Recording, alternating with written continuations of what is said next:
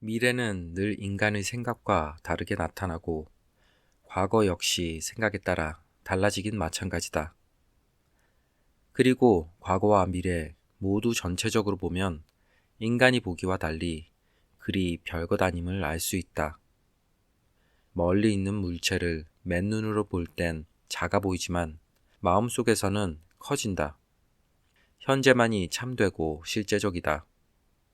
현재는 실제 시간으로 채워지며 현재 안에서만 인간이란 존재가 머물 수 있다. 그러므로 인간은 현실을 항상 쾌활하게 받아들여 존중해야 한다. 그러니 직접적인 불쾌감이나 고통 없이 견딜 만한 자유로운 시간에는 매 순간을 의식적으로 즐겨야 한다.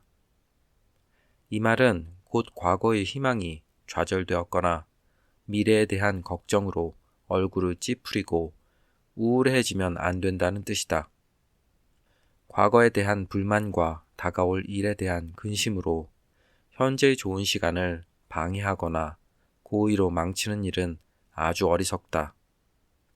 걱정도 후회도 일정 시간만 하고 끝내야 한다. 그러므로 이미 일어난 일에 대해서는 다음과 같이 생각하는 편이 좋다. 제 아무리 마음이 아파도 지난 일로 치부하자. 제 아무리 괴로워도 언짢은 마음을 진정시키자. 그리고 미래에 대해서는 이렇게 생각하라. 그것은 신의 뜻에 달려있다. 그리고 현재에 대해서는 하루하루를 각각의 인생이라고 생각하라 라고 말하는 세네카의 말처럼 현재의 시간을 오롯이 되도록 편안하게 보내도록 하자. 미래에 다가올 재앙을 인간이 불안해하는 일은 너무나 당연하고 그 시기가 명확하다면 이 역시 재앙이다. 하지만 이런 재앙은 극소수일 것이다. 왜냐하면 재앙은 그냥 닥쳐오거나 어쨌든 닥치기 마련이지만 그 일이 일어날 시기는 전적으로 불확실하기 때문이다. 이런 두 가지 재앙을 일일이 신경 쓰다가는 한시도 평안한 날이 없다. 따라서 불확실한 재앙이나 올 시기가 정확하지 않은 재앙 때문에 인생의 평화를 잃고 싶지 않다면 그런 재앙이 빨리 오지 않을 것처럼 바라보는데 익숙해져야 한다. 하지만 두려움이 사라지고 마음이 편안해지면 오히려 소망, 욕망, 요구사항이 인간을 불안하게 만든다. 사람들에게 사랑받는 괴테의 노래 구절인 나는 나의 일을 어느 곳에도 맡겨두지 않았네 의 원래 의미는 인간이 요구할 수 있는 모든 것에서 벗어나 벌거벗은 상태의 존재로 돌아간 뒤에야 비로소 행복의 토대가 되는 정신의 평화에 닿을 수 있다는 의미다. 현재를 살아가고 인생 전체를 즐길 가치가 있도록 만드는데 이런 평화가 필요하다. 그러기 위해서는 오늘은 한 번뿐이고 다시는 오지 않는다는 사실을 항상 기억해야 한다. 하지만 인간은 내일이 다시 온다고 착각한다. 내일은 또 다른 날이며 그날 역시 단 한 번만 올 뿐이다. 그런데 인간은 하루하루가 인생에서 필수 불가결한 부분으로 대체 불가능하다는 사실을 잊고 오히려 개인이 포괄적인 개념에 포함되듯 하루하루도 인생에 포함된 것으로 여긴다. 이와 마찬가지로 즐겁고 몸이 건강한 시기에도 현재를 더 존중하고 즐길 줄 안다면 아프고 슬플 때 고통과 결핍이 없던 시절을 잃어버린 낙원처럼 한없이 그리워하는 일은 없을 것이다. 그것은 마치 친구의 진가를 알아보지 못하는 것과 같다. 그러나 인간은 자신의 좋은 날을 알아채지 못하고 보내버린다. 그러다 나쁜 일이 생기면 좋았던 날이 다시 오길 소망한다. 즐겁고 유쾌한 시간을 즐기지도 않고 뾰로통한 얼굴로 지나치고는 나중에 침울한 시간이 찾아오면 헛된 그리움으로 한숨을 쉰다. 그 대신 지금 무심하게 빨리 지나가 버렸으면 하고 바라는 현재가 견딜 만하다면 평범한 일상이라도 존중해야 한다. 비록 평범한 일상이라도 신비한 과거 속으로 넘어간 후에는 불멸의 빛을 덧입은 기억으로 보존된다. 그러다 언젠가 곤란한 상황이 닥쳤을 때 장막이 걷히고 과거의 인간은 인간의 내면을 갈구하는 그리움의 대상으로 나타난다. 모든 삶의 범위 위에 제한을 두면 행복해진다. 인간의 시야, 활동이나 접촉 범위가 좁을수록 인간은 더 행복해지고 범위가 넓어질수록 더 자주 괴롭거나 두려워진다. 범위가 넓어지면 걱정, 욕망, 끔찍한 일도 더 많이 일어나기 때문이다. 그러므로 장님도 비장애인이 선험적으로 생각하는 만큼 불행하지는 않다. 장님의 얼굴에 드리운 부드럽고 밝아 보이기까지 한 평화가 그 증거다. 인생의 후반기가 전반기보다 더 슬퍼지는 이유 중 일부도 이런 법칙 때문이다. 살면서 인생의 목적과 관계의 지평은 넓어진다. 어린 시절에는 가장 좁은 환경과 관계로 제한되고 청소년기에는 그 범위가 상당히 발전한다. 성인이 되면 범위가 인생 전체로 확장되며 심지어 가장 먼 관계로 보이는 국가나 민족에까지 닿는다. 노년기에는 후손들의 일까지 인생의 범위에 포함된다. 정신적인 범위를 포함한 모든 제한은 인간의 행복에 도움이 된다. 의지를 자극하는 일이 적으면 고통도 줄어든다. 앞에서 이미 고통이 긍정적이고 행복이 그저 부정적이라는 사실을 알아보았다. 활동 범위에 제한을 두면 의지를 자극하는 외부 동기가 사라지고 정신적 활동 범위까지 제한하면 의지를 자극하는 내면의 동기가 없어진다. 다만 정신을 제한하면 지루함이 찾아온다는 단점이 있다. 지루함은 수많은 고통의 간접적 근원이다. 지루함을 몰아내려고 온갖 오락거리, 사교 모임, 사치, 도박, 술 등에 손을 뻗지만 이 모든 일은 손해, 파멸, 불행만을 가져올 뿐이다. 여유롭게 쉬기는 어렵다. 반면에 외부의 활동 범위를 제한하는 일은 인간의 행복에 아주 유익하고 심지어 필수적이다.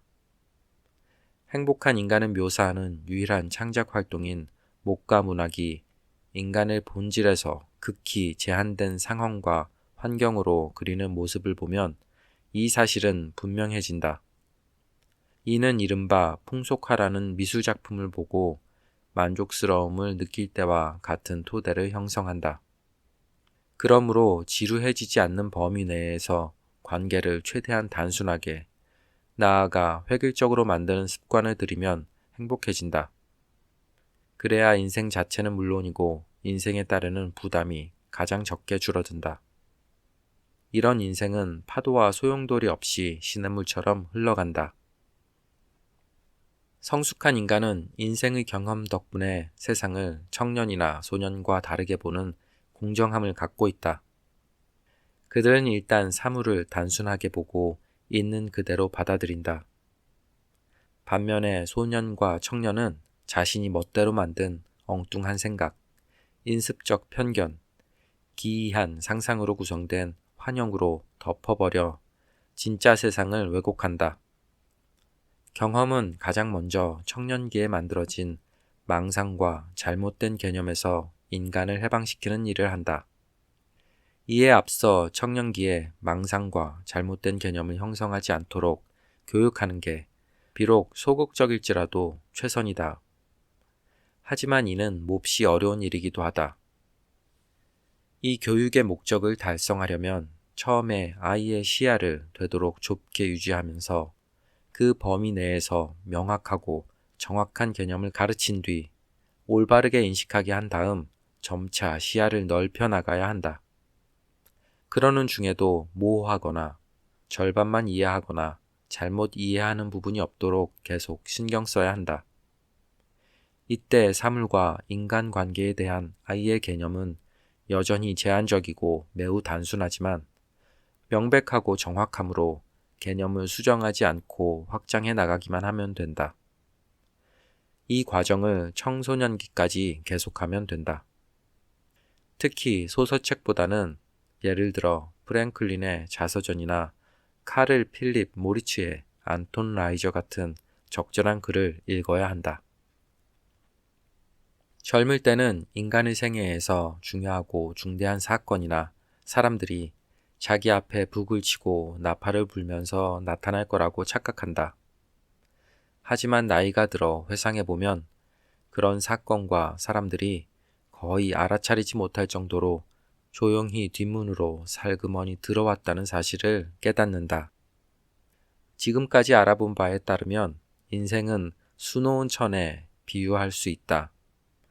인생의 전반기에는 자수가 수놓인 앞면만 보지만 인생 후반기에는 그 뒷면을 볼 수 있다.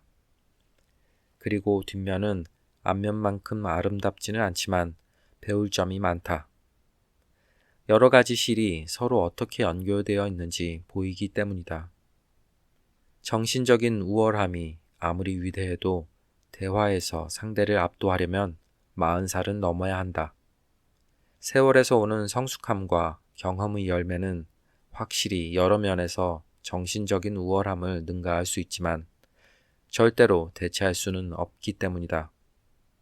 하지만 평범한 인간에게 성숙함과 경험의 열매가 있으면 그자가 젊더라도 우월한 정신에 어느 정도 맞설 수 있다.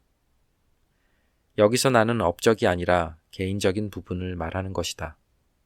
정신이 그리 뛰어나지 않은, 즉 인류의 6분의 5에 해당하지 않는 훌륭한 모든 사람은 슬프게도 40이 넘으면 인간을 혐오하는 낌새를 지우지 못한다.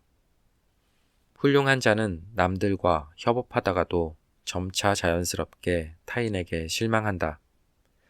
타인의 지능이나 마음 아니면 둘 다 자기보다 많이 뒤처짐을 알고 그들과 어울리기 힘들다.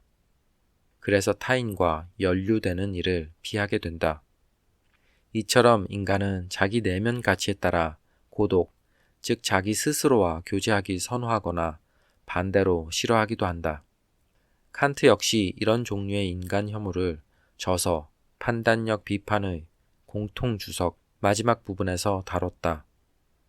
청년이 일찍부터 어른의 행동과 몸가짐을 흉내내며 준비된 듯 행동한다면 이는 지적으로나 도덕적으로 나쁜 징조다. 반면에 인간관계에 서투르고 어찌할 바를 모르며 미숙하고 통상적인 어른과 정반대되는 행동을 하는 자는 본성이 고귀하다. 산 위를 오를 때는 한쪽 면만 보이듯 청년은 건너편 기슭에 있는 죽음을 보지 않았으므로 쾌활함과 생기가 있다. 그러나 일단 산 정상을 넘어가면 인간은 말로만 듣던 죽음을 실제로 본다. 그와 동시에 활력이 떨어지고 생기도 가라앉아 침울한 진지함이 청년의 자만을 몰아내고 그 얼굴에도 그 모습을 들이운다. 인간이 젊을 때는 인생에 끝이 없다고 생각하면서 시간을 보낸다. 그러다 나이가 들면서 시간을 아껴 쓰게 된다. 늙은 나이에 보내는 하루하루는 사형수가 교수대로 끌려가면서 한 걸음 한 걸음 떼며 겪는 감정과 같기 때문이다. 청년의 관점에서 인생은 무한히 긴 미래고 노인의 관점에서 인생은 아주 짧은 과거다. 그래서 처음에는 오페라 글라스의 대물 렌즈 쪽을 눈에 댄 것처럼 사물이 보이지만 결국에는 저반 렌즈를 눈에 댄 듯 보인다. 인생이 얼마나 짧은지 알려면 인간은 나이가 들어봐야 한다. 나이가 들수록 인간의 일은 하잘것 없어 보인다. 젊을 때는 확고하고 안정적으로 보이던 삶이 이제는 재빠르게 사라져버려 헛된 현상으로 나타난다. 모든 것이 덧없는 걸로 드러난다. 시간 자체도 청년에게는 훨씬 느리게 흘러간다. 그래서 인생의 4분의 1은 가장 행복할 뿐만 아니라 가장 길기도 해서 더 많은 추억을 남긴다. 그리고 추억을 이야기할 때는 이어지는 인생의 나머지 두 분기보다 이때의 추억을 많이 말할 것이다. 1년 중 봄과 같이 인생의 봄날도 부담스러울 정도로 낮이 길다. 가을에는 해도 짧아지듯 인생의 가을도 이와 같다. 그렇지만 이 가을날은 더 유쾌하고 한결같을 것이다. 그렇다면 노년의 인생을 돌아보면 왜 그리 짧게만 보일까? 추억이 짧은 것처럼 인생도 짧다고 생각하기 때문이다. 사소하고 불쾌한 기억은 모두 사라지고 남는 게 거의 없다. 인간의 지성이 대개 아주 불완전하듯이 인간의 기억력도 마찬가지다. 망각의 구렁이에 빠지지 않으려면 배운 것을 연습하고 지난 일은 되새겨야만 한다.